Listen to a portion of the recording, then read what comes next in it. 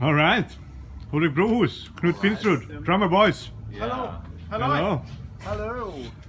So, we start with you, Brohuus. Okay. Yeah. What's up? Could you tell us a little bit about your setup? About the setup? Mm-hmm. I have to come here. Okay. We're two drummers. So this is my setup, and this is Knut's setup, and they are in some ways the same, and in many ways not alike at all. My setup is. What kind of set do you have? It's an old Ludwig from the early 60s. Mm-hmm. Sounds very good. It's a very basic setup, and it's tuned in a kind of a traditional rockish way with a soft tom sounds and soft bass drum sound. Can we hear it? Mm-hmm.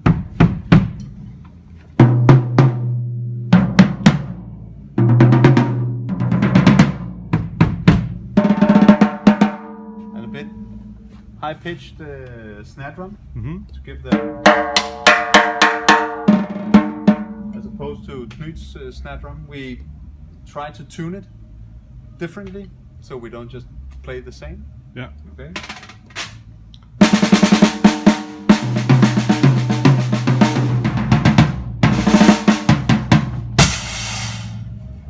Yeah. Yeah. And then we have all this other stuff, little things. Tingle tangle. Tingle tangle, as we say. We have a regular chime. This is my granny's old doorbell. Ah, yeah. Yeah, I love them very much. I think about her every time I play them. This is a shell, kind of fake shell shaker. Have the real stuff here from Peru, made of goat nails. Goat nails. Nails. Really? Yeah. Sound incredible. We use it both to shake and put it on different stuff, so you can tweak the sound of the snare drum, for example. You can.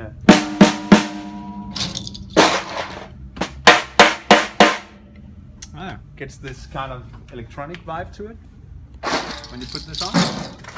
I have some keys. I got this idea from Knut, which also tweaks the sound.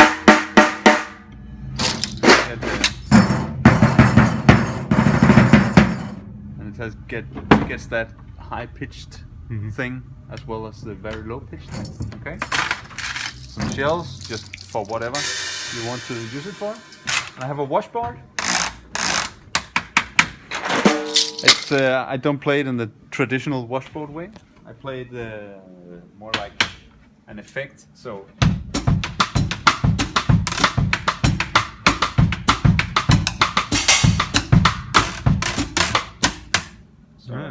Okay. And I have this tambourine, kind of a funny thing. Just put it on the hi-hat, for example, and instead of having this tambourine mounted on the hi-hat top, this one, it has a very short sound. It goes dead as soon as you push down the hi-hat, as opposed to some of the others you mount on the top. They can see. Yeah. And you can move it around, which is very nice. You don't have to unscrew it or anything. So if I want to use it on a cymbal, I can do that.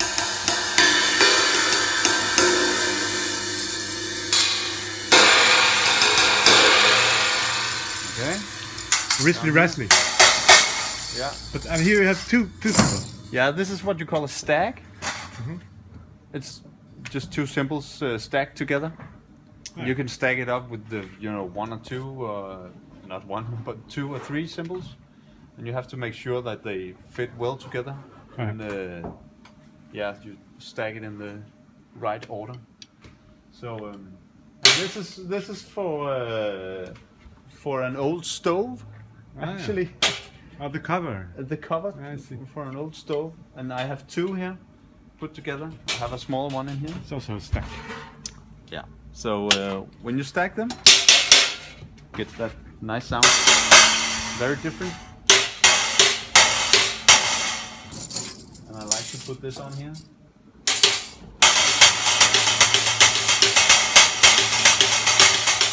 Okay. Mm-hmm. And then I have this also from an old stove.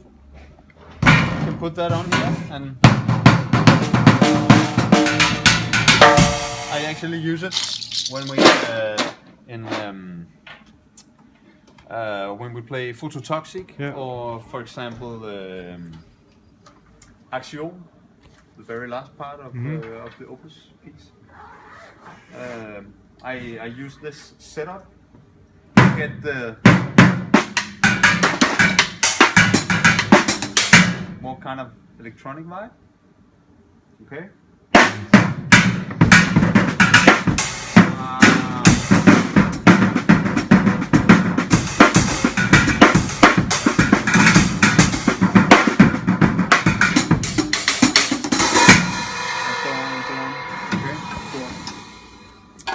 Wow. That's beautiful. Pretty much it. We have these crazy sticks, broomsticks, very nice. Pulls out a lot of body from the drum, and leaves some of the top pitched things behind. So we play the bass drum, the snare drum here. It's very nice. Works well. Shakers, Shaker. two different shakers, two different parts. This is a nice shaker to get a broader sound. And I have this Darbuka. Bought in Istanbul in a market, very cheap one, but works so nice. Does the job, yeah. Yeah, it does the job, and it's I use it in tabula rasa. Yeah. Sounds so great. The cymbals, this is a very old Avedis cymbal. It's becoming my favorite right now. I have a lot of favorite cymbals, but this is very nice for this setup at least. Mm-hmm. And there's some stuff going on here. Yeah, it's sizzles, rivets. Mm-hmm. I've put in 2 rivets to get another sound, and this is a brand new cymbal. Oh, yeah, the Meinl Busens series. I almost never buy new cymbals, but this one I like. It's pretty thin, and you can use it to play with your hands as well. Mm-hmm. So yeah, and this is a very classic A custom 17-inch, 18-inch over here, 17-inch. Mm-hmm. So this is a kind of a more modern sound, but it blends in very well with what's going on over there. Yeah. So that's nice. And we can come back to this one. Oh, I can tell you a bit about it now. Okay. This is actually, it has a twin who lives next door. Next door. Where is it? Where is it? The lost twin next door. And I bought him in this tiny shop. Look at this. I bought him in this tiny shop in Hundested in Denmark. Yeah. They were selling, all sorts of stuff, weird stuff. And this guy, he had him in the window, and I told him, I asked him, okay, what is this? And he told me, I don't know. They sound like crap. Okay, well, can I hear him? Of course. And I tried it out, and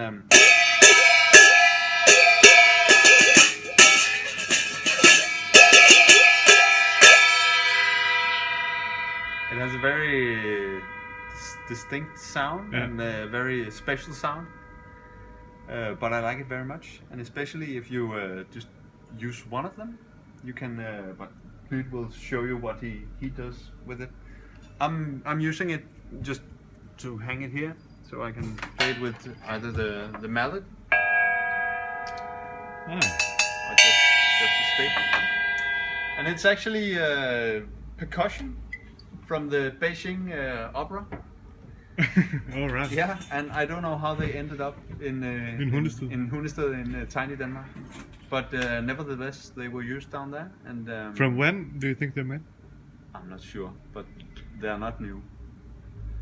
They are, I don't know, about 40 years old or something like that, at least. So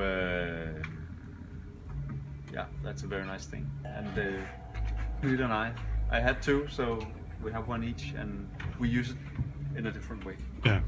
So Nice. Ulrik Brohuus. yeah.